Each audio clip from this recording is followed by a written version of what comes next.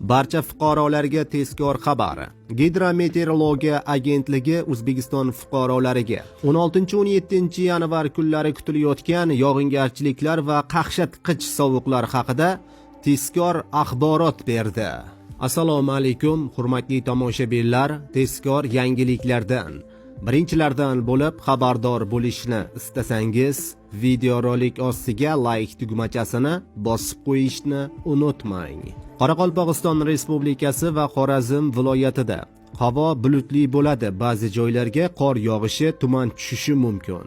Harorat kechasi 2-7 daraja sovuq, kunduzi 2 daraja sovuq bo'ladi.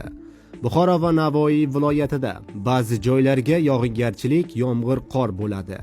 Havo harorati kechasi 3 daraja sovuq, kunduzi 2 daraja sovuq bo'ladi. Toshkent, Sirdaryo, Jizzax va Samarqand viloyatida ba'zi joylarga yog'ingarchilik, yomg'ir, qor bo'ladi. Tuman tushishi mumkin.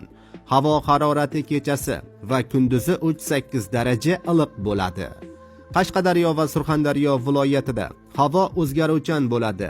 Ba'zi joylarga yog'ingarchilik, yomg'ir, qor yog'adi. Havo harorati kechasi va kunduzi 3-8 daraja issiq bo'ladi. Andijon, Namangan va Farg'ona viloyatida kunning ikkinchi yarmida ba'zi joylarga yog'ingarchilik, yomg'ir, qor bo'ladi. Ayrim joylarga tuman tushishi mumkin.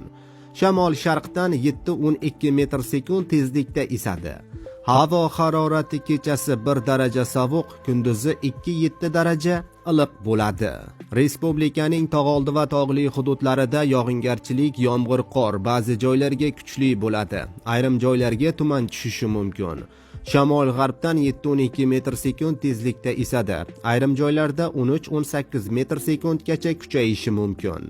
Harorat kechasi 3 daraja sovuq, kunduzi 2-7 daraja iliq bo'ladi, deyiladi xabarda.